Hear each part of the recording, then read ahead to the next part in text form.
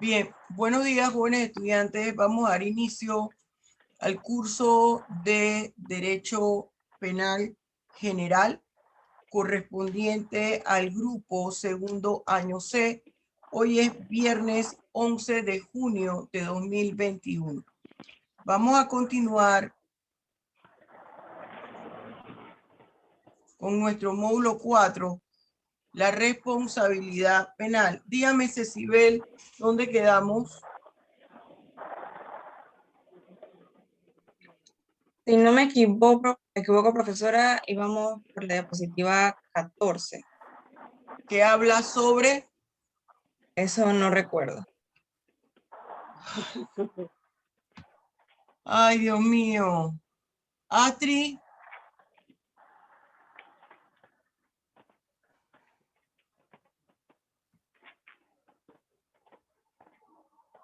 Joaquín, ¿dónde quedamos, Joaquín? En las causas de justificación, profesora, íbamos a empezar a hablar Y vamos a empezar las causas de justificación. Bien. las definimos, íbamos al fundamento legal. Ajá.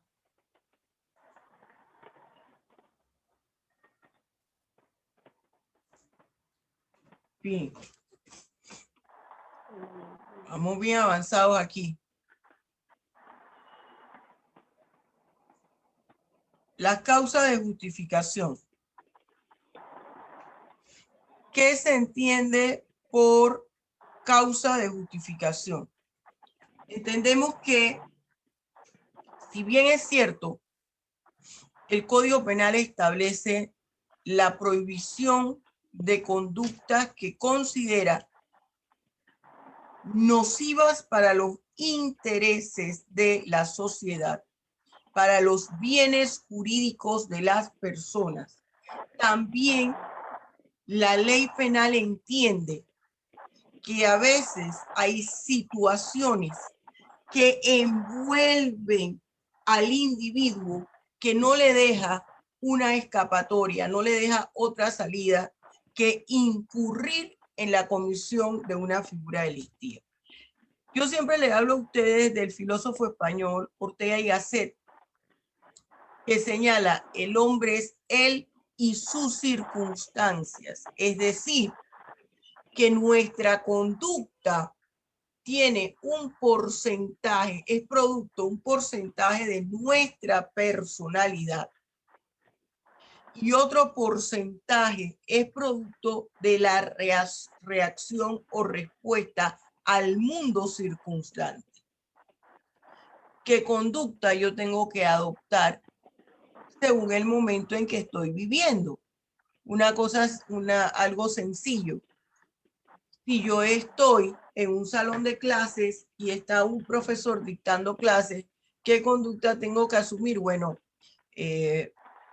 de respeto, voy a estar callado, voy a tomar apuntes, si no comprendo algún tema, pregunto. Voy cruzando una calle, ¿qué conducta tengo que asumir? Tengo que ser precavido, me voy a fijar de un lado del otro, aun cuando la calle vaya en una sola dirección, porque mi lógica y mi sentido común me indica que puede venir un carro en mano contraria y yo no me fije y me atropella y me mata. ¿Qué está haciendo en esos ejemplos el individuo? Está asumiendo una conducta producto de las circunstancias que le envuelven. Y claro que hay un aspecto de su personalidad. Su personalidad, su inteligencia emocional le está diciendo: voy a cruzar la calle, tengo que fijarme. Estoy en un salón de clases, tengo que poner atención. Estoy en la iglesia, debo guardar silencio y prestar atención a lo que estoy haciendo. Estoy en el trabajo y el trabajo consiste en atender al público, cobrar el dinero. Estoy en la caja, tengo que prestar atención para no dar de más o de menos en el cambio, en fin. Ese es nuestro diario vivir. Eso se traslada al ámbito penal, señalando que son las situaciones o circunstancias que envuelven la conducta del agente o sujeto activo, que no le dejan otra salida que actuar transgrediendo un bien jurídico tutelado con la finalidad de proteger otro bien jurídico tutelado de igual o mayor valor. Fíjense, esta explicación que yo les acabo de dar se fundamenta en lo siguiente, que os explica a través de lo siguiente que le he planteado aquí en el tablero. Dice, son situaciones que envuelven la conducta de la gente, eliminándole el injusto jurídico. Esta es una característica básica de las causas de justificación. Justifican, es decir, explican. Justificar, ¿qué quiere decir? Explicar. Cuando usted le dice, justifique su inasistencia, le están diciendo que explique las razones por las cuales no fue a clase. Justifique el tema de su investigación. Le están diciendo, explique las razones por las cuales usted está investigando sobre ese tema. Entonces, aquí en esas causas de justificación, son situaciones que explican la conducta de la gente y producto de esta explicación le eliminan la característica de ilícita a la conducta. ¿Cuál es la característica de ilícita? La antijuricidad. Es lo que nosotros conocemos técnicamente como el injusto jurídico, pero en palabras sencillitas, en palabras cristianas, es la característica de ilícita de la conducta. Dice, ya que no tuvo otra opción que la de incurrir en la comisión de una conducta ilícita para salvaguardar un bien jurídico propio o ajeno, el cual debido a condiciones propias del sujeto o demandadas de él, por obligatoriedad jurídica tenía que proteger. Yo les pongo aquí la imagen de una señora que tiene un bastón. Llega un hombre, un valiente, a arrebatarle la cartera. El bastón lo tiene que utilizar para defenderse. Fíjense ustedes, lo que ella está experimentando justifica su actitud. El bastón ella lo utiliza para apoyarse y caminar mejor. Pareciera que es una persona adulta mayor. Le van a arrebatar su cartera. ¿Qué está sucediendo allí? Ella se está defendiendo. En otro momento, en otra situación, que la señora fuera caminando tranquilamente por la avenida o entra a un supermercado a comprar víveres, ella no va a andar con el bastón dando palazos. Es la situación que envuelve su conducta que la obligó a que ese bastón con el cual ella se apoye lo utilice como mecanismo de defensa. Esas son las causas de justificación. Ahora, ¿cuál es el fundamento legal de las causas de justificación? Mire, lo encontramos, fíjese lo que dice el tablero aquí. Lo encontramos en el libro primero del Código Penal,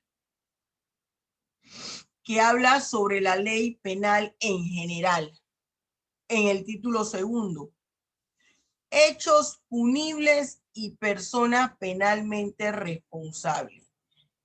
Está en el capítulo cuarto, en los artículos que van del 31 al 33. Las causas de justificación son 4. Miren que en el artículo 31 contemplan 2 causas de justificación. A veces cuando le preguntan a los estudiantes, y yo he escuchado también algunos abogados, y mencionan solo 2 o 3. Son 4. En el artículo 31 nos habla de el legítimo ejercicio de un derecho. Fíjese, legítimo ejercicio de un derecho, 1. Cumplimiento de un deber, 2. Legítima defensa, 3. Estado de necesidad, en la 33 está el estado de necesidad. En la 32 está la legítima defensa. Estas son las causas de justificación. Vamos a ir viendo cada una por separado. ¿Cuáles son las causas de justificación? Aquí se las pongo. Legítimo ejercicio de un derecho, cumplimiento de un deber, legítima defensa y estado de necesidad. Mire que se las ubiqué. Las 2 primeras están en el artículo 31. Legítima defensa en el 32. Estado de necesidad en el 33. Y mire cómo empieza la redacción de estos artículos. No comete delito. Siguiente artículo, el 31 y el 32. No comete delito. ¿Se fija?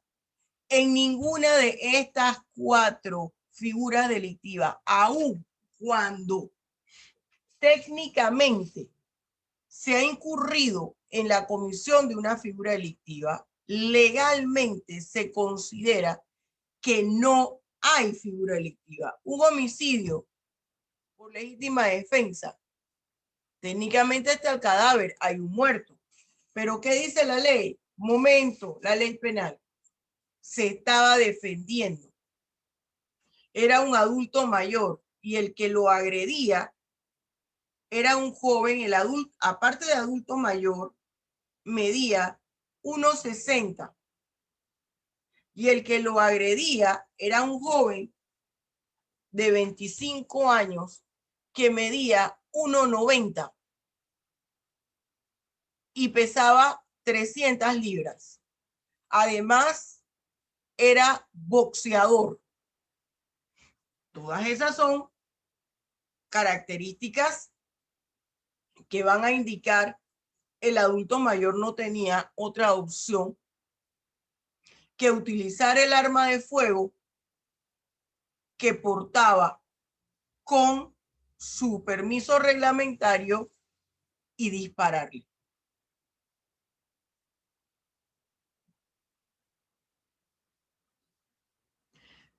¿Cuáles son las características de las causas de justificación?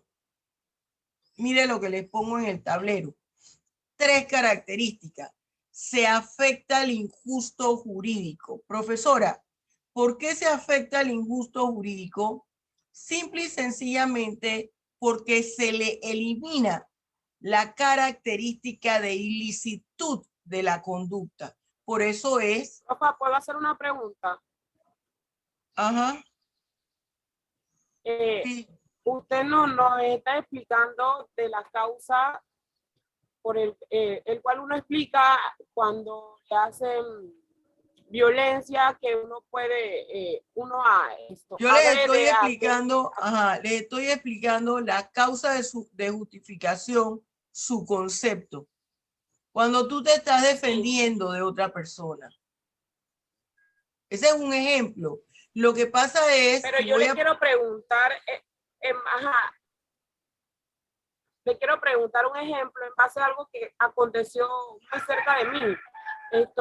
Bueno, sí, da tu ejemplo, pero voy a pedirle a los demás que me dejen avanzar, porque a medida que avanzo y pongo los ejemplos, se le va aclarando para luego hacer la plenaria. Pero di tu ejemplo, di tu ejemplo. Ok, profe, hubo un joven que entró a la casa de un señor anciano a discutir con el hijo del señor. El hijo del señor agrede al joven, el joven también lo agrede, pero el señor, viendo que el otro estaba como ganando la pelea contra su hijo, apuñalea al otro muchacho y lo mata. El Ajá. muchacho no duró mucho tiempo, la policía lo estaba llevando al hospital, pero murió en el camino. Sin embargo, el señor lo llevaron preso, pero actualmente el señor está libre y usaba la justificación de que él fue el que se metió a la casa a pelear. Sin embargo, él no peleó con el señor, sino con el hijo. Entonces, por eso le decía que era más o menos, pero no igual, porque él no agredió directamente al señor, sino al hijo del señor, y el señor, viendo que su hijo estaba perdiendo la pelea, apuñalea al otro muchacho con arma blanca y lo mata. Entonces, la situación no puede ser la misma, ¿cierto? Es la misma. Es la O si misma, se puede seguir usando. por eso es que les digo que me dejen explicar cada una por separado, porque fíjense lo que decía, miren lo que dice aquí el concepto de causa de justificación. Mire, fíjese, tiene la obligación, el cual debido a condiciones propias del sujeto o demandadas de él, por obligatoriedad jurídica tenía que proteger. El señor estaba en la obligación de proteger el bien jurídico de la vida de su hijo. Él está viendo que su hijo le están pegando. Él tiene el derecho y el deber de intervenir para proteger a su hijo. Usted, si entran a su casa y le están pegando a su mamá, usted va a decir, defiéndete como pueda. No, usted va a intervenir y va a defender a su mamá o a su papá o a su tío o a ese familiar que está en situaciones que a usted le corresponden proteger. ¿Se fija? Entonces, las características. Se afecta el injusto jurídico. Es decir, se le elimina la característica de ilicitud de la conducta. 2.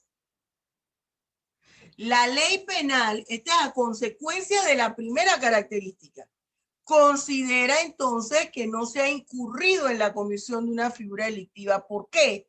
Porque la conducta que realizó el agente tiene o está rodeada por situaciones que explican el por qué se comportó así.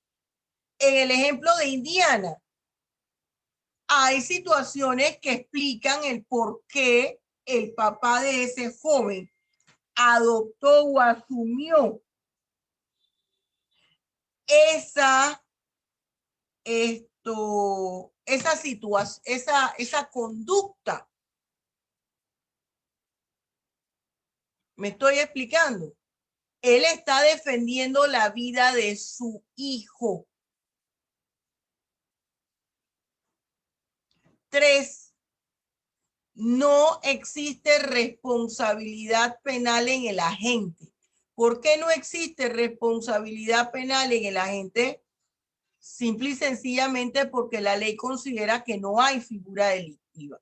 Pero ojo, esto no quiere decir que a la persona no se le va a iniciar un proceso penal, porque hay que indagar si en realidad la persona actuó amparada por una causa de justificación o existe ahí algún móvil de venganza pasional, que las personas se conocían. Ahora vamos una por una. ¿En qué consiste el legítimo ejercicio de un derecho? Número 1. Ese ejercicio legítimo de un derecho consiste en que la persona pone en ejecución un derecho que la ley le ha otorgado. Un derecho del cual él es titular. Entonces tenemos aquí las características. La persona ejerce el derecho del cual es titular. La titularidad de ese derecho debe estar establecida en el ordenamiento jurídico, es decir, un medio legal para comprobarlo. La protección que se está ejerciendo sobre un bien jurídico debe ser proporcional al daño que se podría ocasionar. Que la acción realizada para la protección del bien jurídico no constituye por sí un delito por afectar un bien jurídico mayor. Mire, por ejemplo, un padre priva de la vida a su hijo de 8 años porque está en la etapa terminal de una enfermedad. ¿Se fijó? Es hasta aquí, hasta la coma. Por eso solamente está lo de la coma. Olvídese de lo demás que no aparece ahí, que está esborrado. Ese ejemplo que nos pone Indiana caben en varias causas de justificación. Una de ellas, legítimo ejercicio de un derecho. Él es padre de la víctima. Tiene el derecho de defender a su hijo contra viento y marea. Hay que determinar allí, obviamente, si cumplió con las condiciones que la ley establece, si no se extralimitó en las características de esa causa de justificación. Mire, ejercicio legítimo de un derecho, otro ejemplo. Los padres que tienen la patria potestad con respecto a sus hijos pueden aplicar sobre estos controles de límite, es decir, si realizan actos de indisciplina, pueden imponerles sanciones que no se constituyan en violaciones de derechos humanos, como por ejemplo, prohibirles ver su programa favorito en la televisión por 3 días o no salir con sus amigos a jugar al parque. Ese es ejercicio legítimo de un derecho. El papá actúa en defensa del hijo.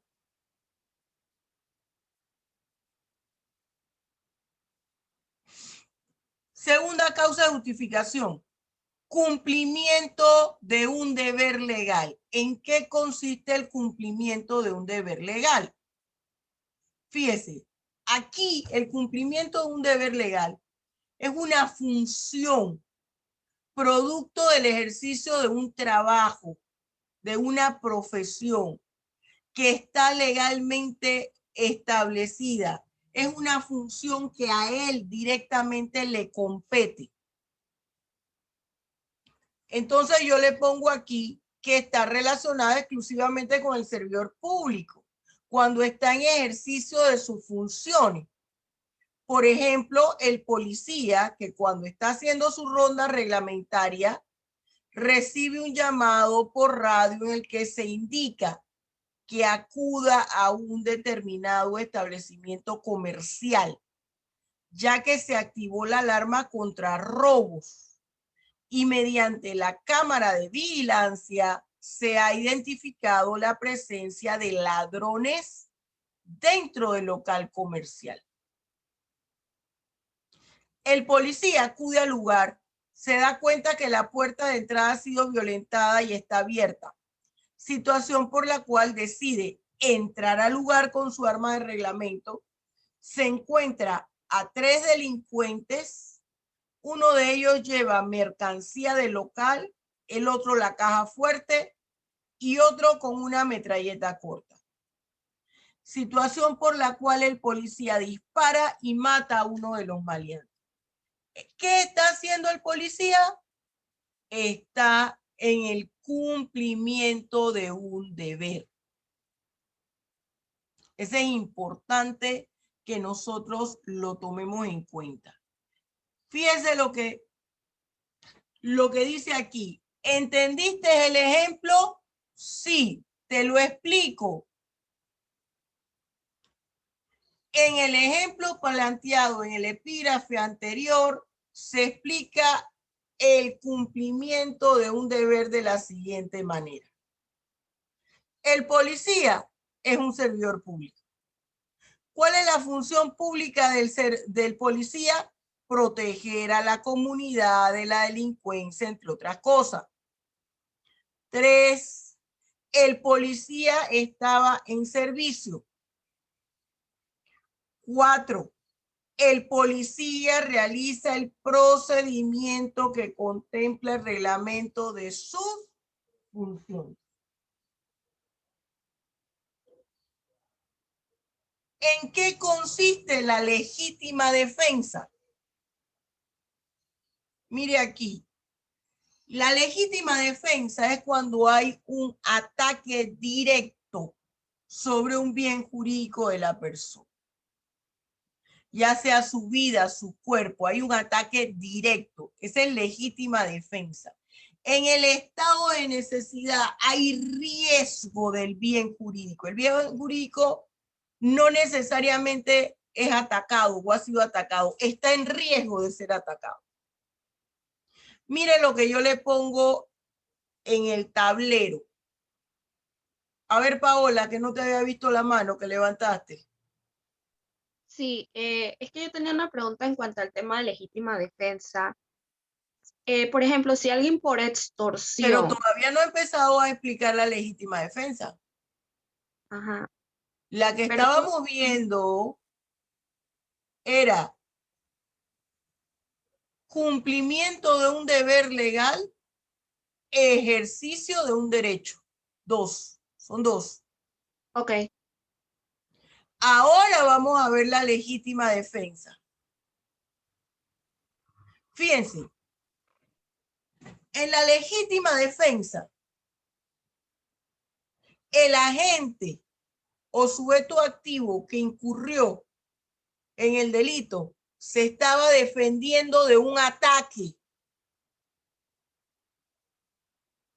de una agresión que él no había motivado. Esto es importante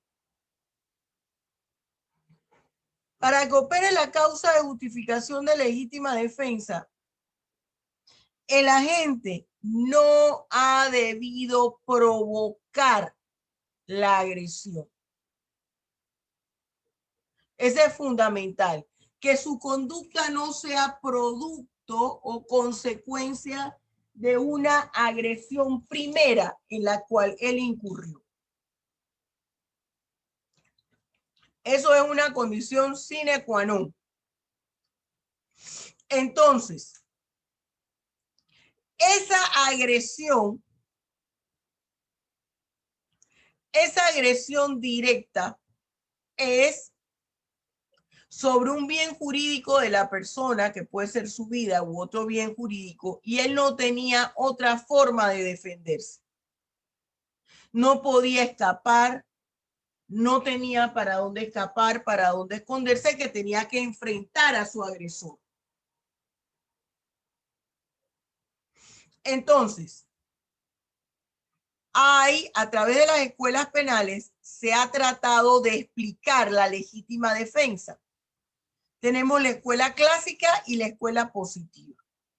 La escuela clásica nos habla que el Estado establece la figura de la legítima defensa como una forma de defensa privada que debe tener una persona en situaciones en que el Estado no puede defenderla.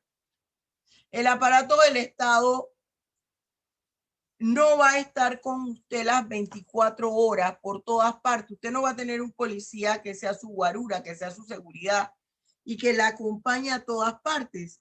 Y usted de repente va a tener que salir un día tarde en la madrugada para ir a su trabajo o regresar tarde de su trabajo, o va a ir al supermercado o va a una fiesta y usted no va, el Estado no le pone a cada ciudadano una escolta. Entonces le permite Eso es lo que dice la escuela clásica. El Estado, con la legítima defensa, le autoriza la defensa privada a los particulares. Pero siempre sin caer en extralimitaciones. ¿Qué dice la escuela positiva? La escuela positiva dice, la legítima defensa es un deber jurídico. Un deber jurídico que anula, fíjense ustedes, la condición antijurídica de la reacción. ¿Qué es la reacción? La respuesta al ataque que estoy sufriendo. Usted no escucha, usted escuchaba cuando estaba pequeño los que tienen hermanos, que llegaba su mamá. Dejen de estar peleando, dejen de estar discutiendo. Y usted decía, él fue el que comenzó, él fue el que comenzó. Eso, en esa acción tan coloquial, es lo que se resume la legítima defensa. Las causas de justificación. Yo no comienzo la agresión, la comienza la otra persona. ¿Qué tuve que hacer yo? Responder. Esa es la legítima defensa. El ejercicio de un derecho. El ejemplo que puso Indiana. Pero profesora, no era el señor al quien estaban agrediendo, pero era su hijo.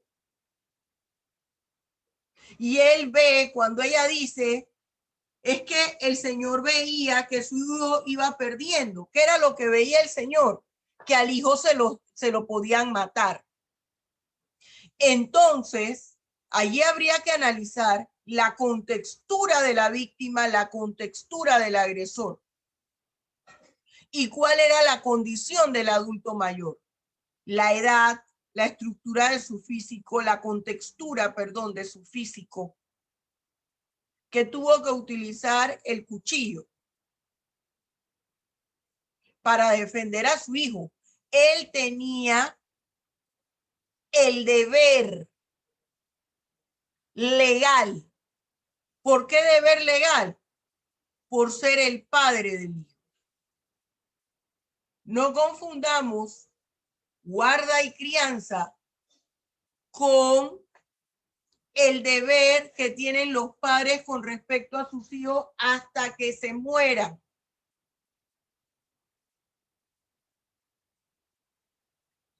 ¿Cuáles son las características o condiciones de la legítima defensa? Fíjense, la defensa es legítima cuando concurran las siguientes condiciones. 1. Existencia de una agresión injusta, actual o inminente, de la que resulte o pudiera resultar afectada por el hecho. Hay una agresión, ya se vulneró el bien jurídico y lo que estoy evitando es que lo dañen totalmente. 2. Utilización de un medio racional para impedir o repeler la agresión. Si me están golpeando con un puño, yo no voy a buscar una granada. 3. Falta de provocación suficiente por parte de quien se defiende o es defendido. Usted no inició la agresión. Usted no inició la pelea. El que inicia una pelea va con intenciones no muy buenas. ¿Qué es el estado de necesidad? El estado de necesidad, ahora les leo lo que les puse ahí en el tablero. El estado de necesidad implica defender a un bien jurídico que está en riesgo, ya sea un bien jurídico suyo o de un tercero que usted siente el compromiso, no necesariamente el deber legal. Usted siente el compromiso de defender. Miren, aunque aquí estamos en un aula virtual, nosotros nos vemos las caras. Entonces, imagínese que usted tiene que ir de todas formas a la universidad, a la Facultad de Derecho o a la Universidad Colina, a hacer un trámite. Usted va a sacar los créditos. Entonces va Joaquín, va Patricia, va Paola, va Indiana. Cuando llega a la Facultad de Derecho, que van a sacar, coinciden en ir a sacar sus créditos. Y que, oye, yo estoy contigo, sí, en la clase virtual de penal. El otro, oye, sí, ¿qué viene a hacer? No, que también vamos a sacar los créditos. Ay, ve, vamos todos, y van todos en bola a sacar el crédito. Y después, ustedes dicen, oye, pero mira que ya es tarde, mejor vamos a esperar que todos hagamos el trámite para irnos juntos hasta la estación del metro.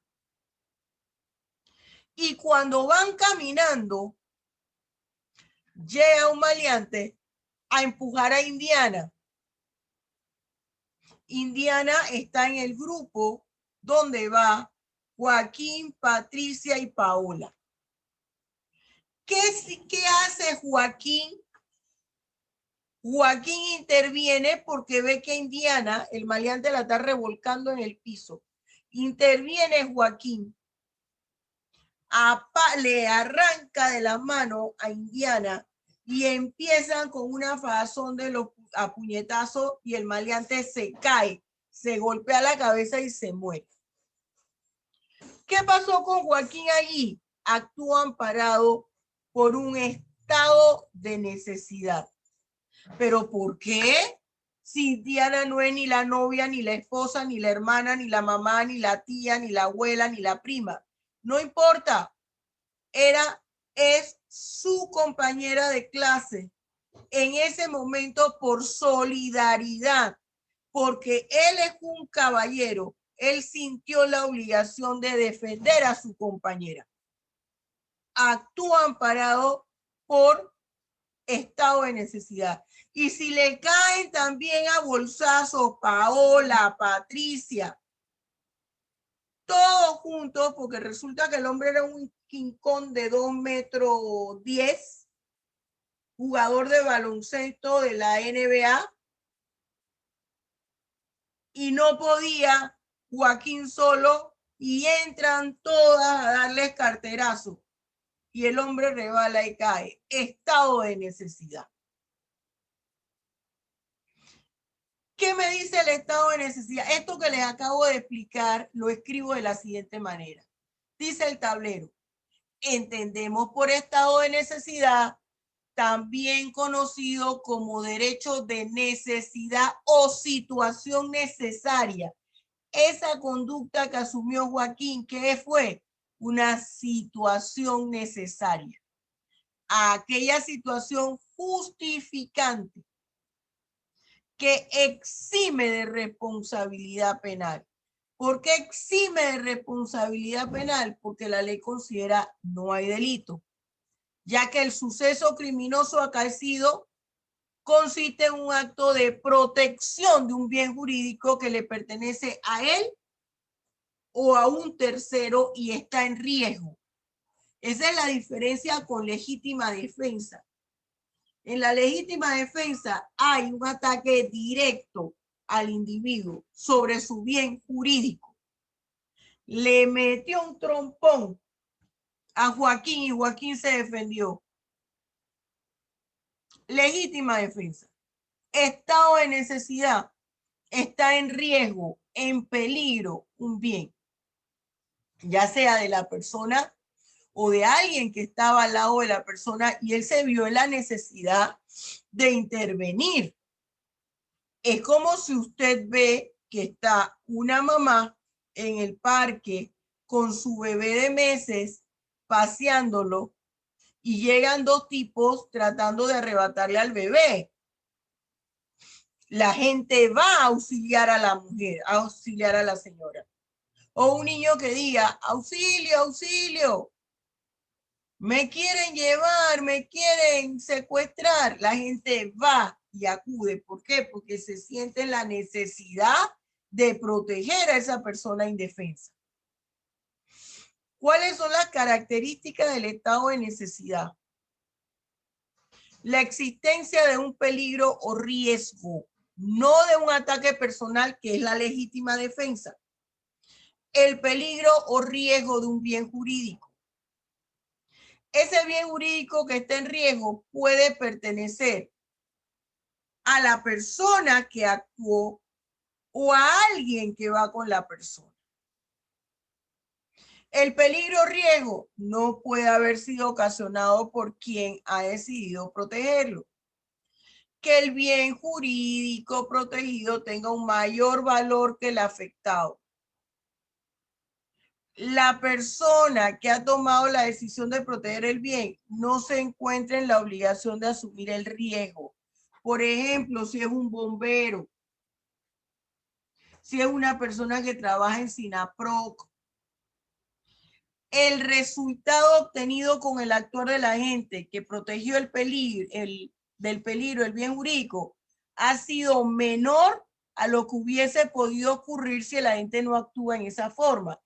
Ese delincuente de 2 metros 10, jugador de baloncesto en la NBA, que ataca al grupo, después que revolcó a Indiana, iba a ir con todos los demás.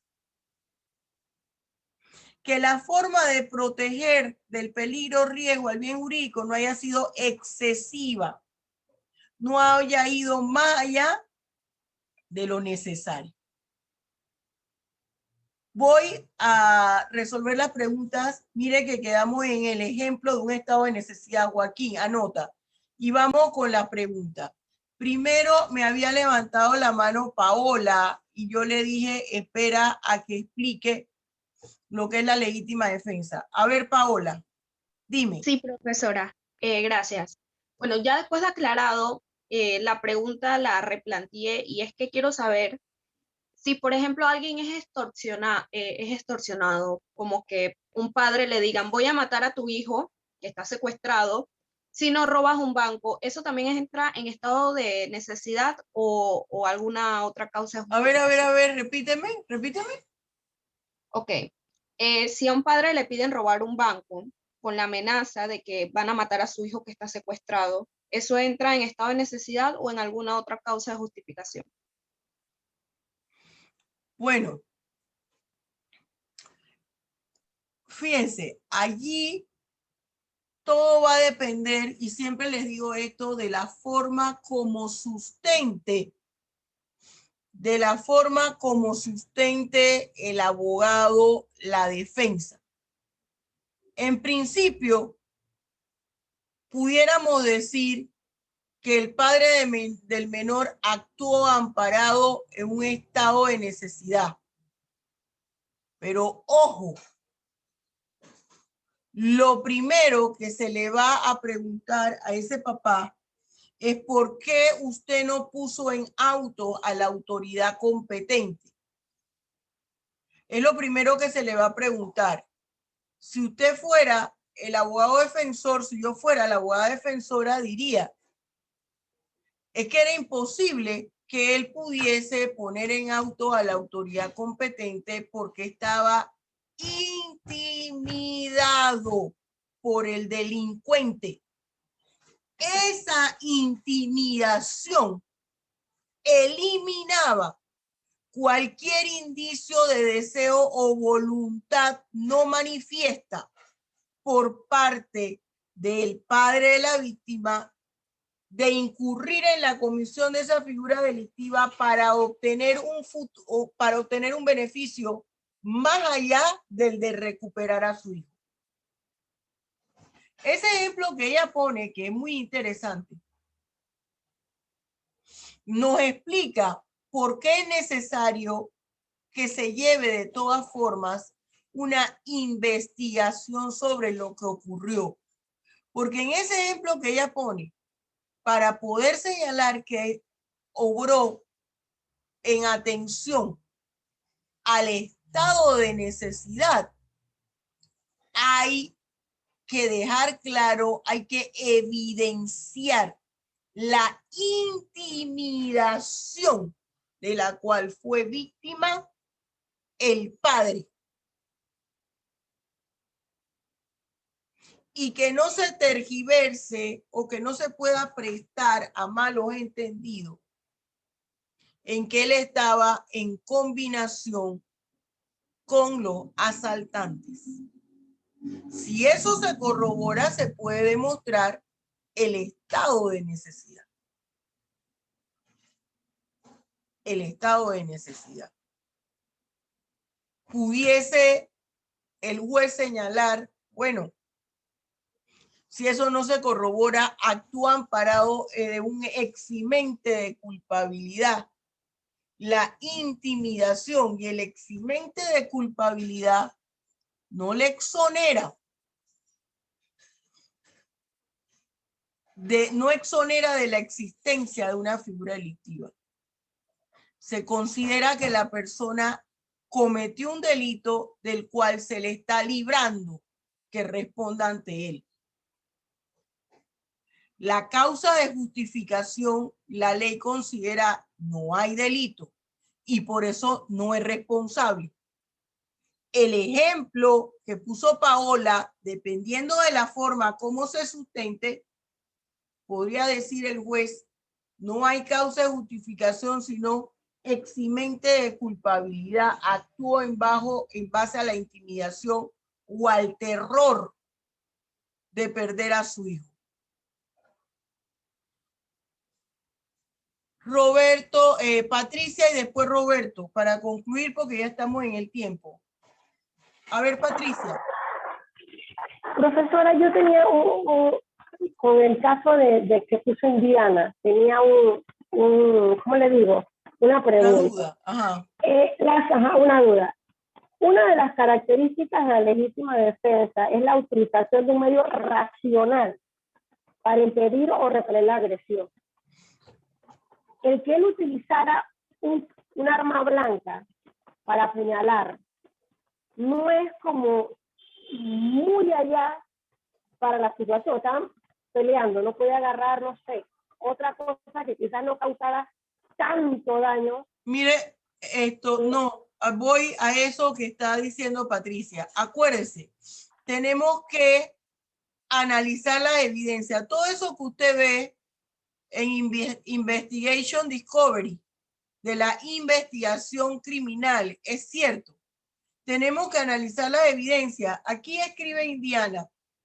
El hijo del señor le había robado al joven que murió. La víctima era más fornido que el hijo del señor. Y a mí me pareció entenderle a Indiana que el señor era un adulto mayor. Allí que habría que analizar, Patricia, la contextura física de la víctima y del victimario. Víctima y victimario. De ambas víctimas y del victimario. Si le aventajaba en la contextura física, tengo que buscar algo que me equipare a su condición de pelea. Por ejemplo, si es un boxeador, aunque seamos de la misma contextura, los puños de un boxeador están considerados como su arma mortal. Ese boxeador tiene un entrenamiento en el uso de sus puños y de la fuerza que no tenemos las personas comunes y corrientes. Aunque sea un boxeador que haya perdido toda su pelea, tiene un entrenamiento distinto a una persona que no es boxeadora, que no se dedica al boxeo. Pero fíjense que perdió todas sus peleas, sí, pero perdió todas sus peleas con sus iguales. Yo no soy boxeadora. Tengo que utilizar un medio que me equipare al medio de ataque que él está utilizando. Ya no van a poder ser mis puños.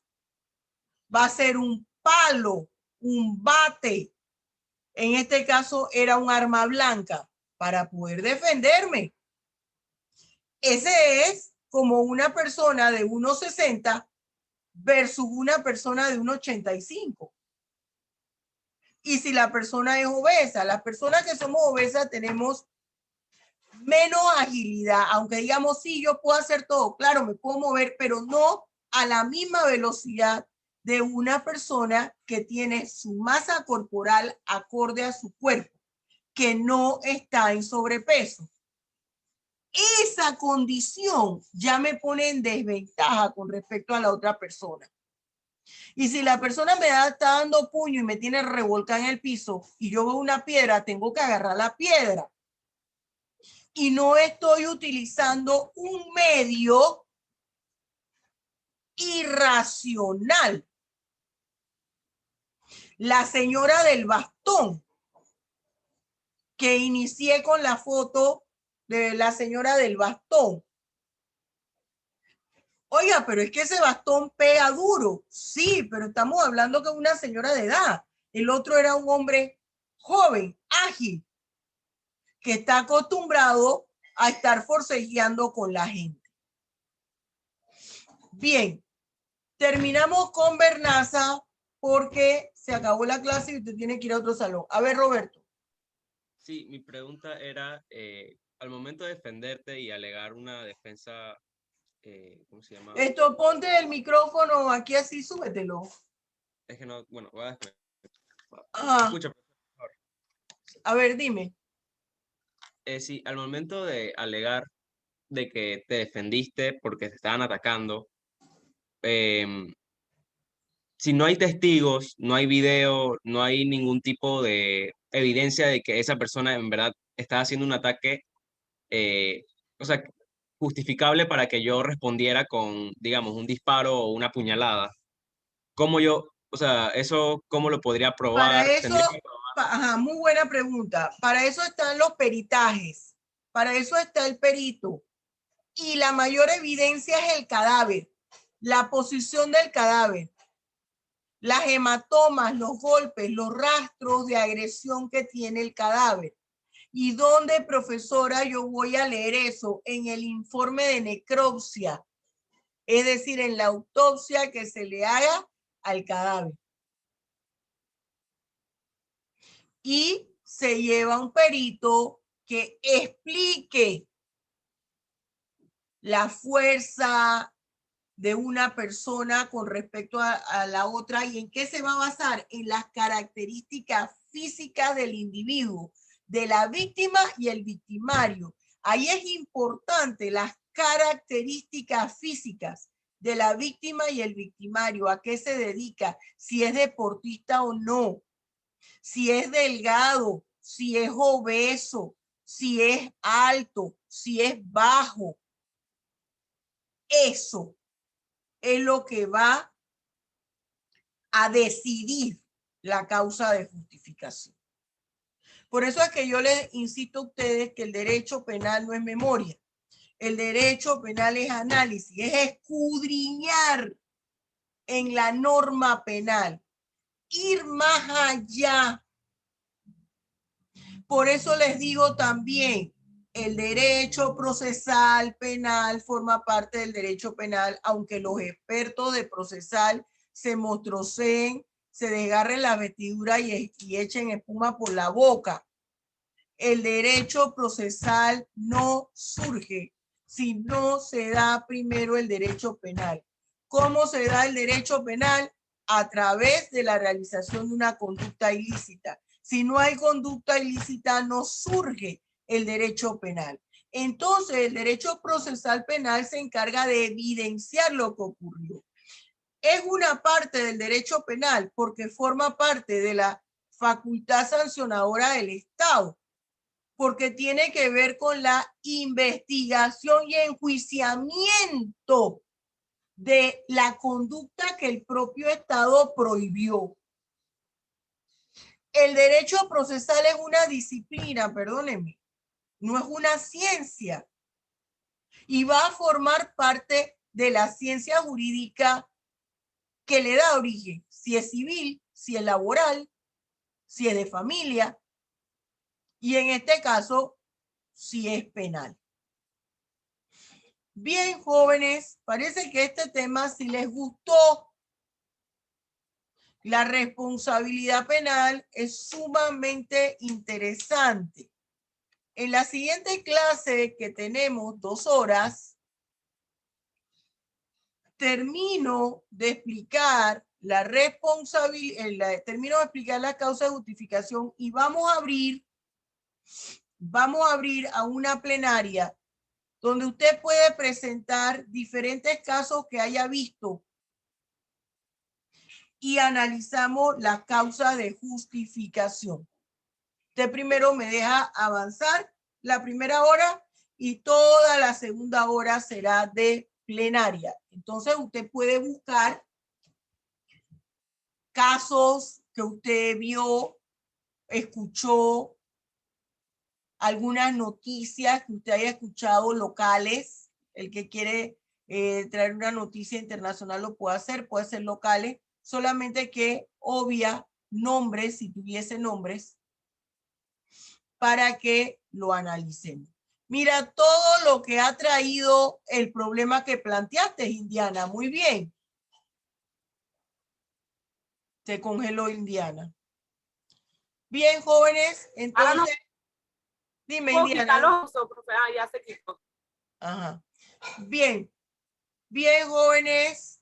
Dios los bendiga ricamente, que tenga un excelente fin de semana.